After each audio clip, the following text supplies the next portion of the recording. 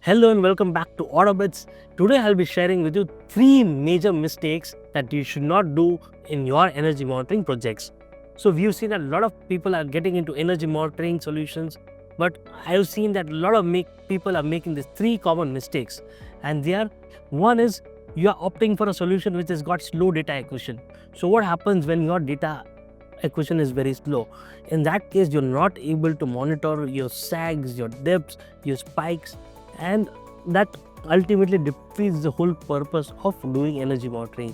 So imagine that a person is having a very good watch on his wrist which is able to monitor his heart rate, but now when that person is facing some attack and that watch is not able to detect it, then what is the purpose of that watch? Same way, when you're getting a solution to monitor your energy and it is not able to detect when your energy is going bad, when there is a spike in voltage or when there is a dip in voltage and it is not able to detect it, then there's no point of having a solution like that. It's rather you don't have a solution at all. So I would recommend you go for a solution which has got very fast data acquisition. A solution which acquires data at least 5 to 10 times in a minute. So then only you'll be able to monitor and get some results out of it. A solution which will monitor one data tag for every 10 minutes, you're not going anywhere. You're not even be able to detect trends or anomalies. So that is the major mistake that you should avoid at all cost. The other thing that I've seen is that after getting into energy monitoring, you're not setting any baseline. So now let's say you've got lots of machines in your shop floor or in your factory, but you're not setting a baseline that when 5 of our machines are working at optimal, then this is the current it should consume. If they are above optimal or if they are taking higher current, then you'll know.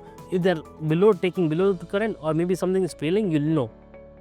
So until unless you set a baseline, you will not know what is happening on the shop floor or in your factory. So getting a baseline and treating that baseline as 100 is very good, and which will help you a lot in long-term monitoring. Because when you're doing monitoring, you want result-oriented monitoring and not just simple monitoring.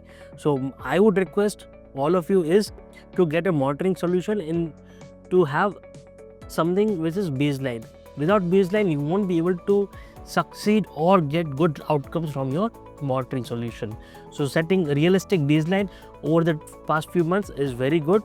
It will help you detect any anomalies. It will help you see if your asset or if your motor or pump is overheating, if it is underperforming, if it does not have adequate load, then you'll be able to find and you'll be able to solve. Then the third and the last point which I would like to speak is, I've seen a lot of energy monitoring solutions. The people are not going for harmonics. Why? Why are you doing this to yourself? It's rather you don't have a solution at all, not go for harmonics.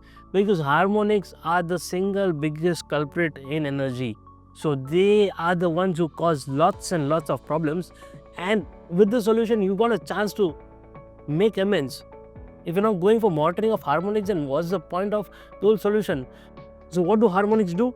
Harmonics create distortions in your voltage lines, distortions in your current, and they create problems. They'll overheat your motors, they'll overheat your capacitors, they'll even wear down your capacitors.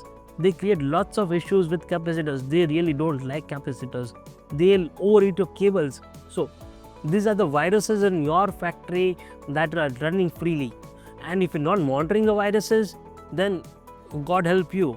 Because I know that if you're not feeling well, if you're feeling feverish, you'll take a dolo. Why?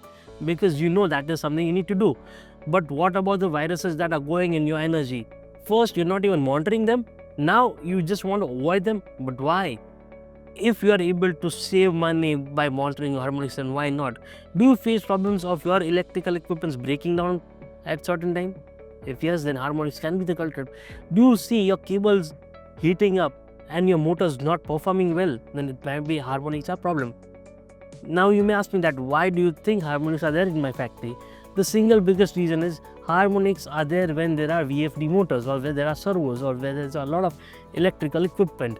Now, if you have got equipments like VFD servos, computer servers, etc. in your shop floor, then you need harmonics monitoring.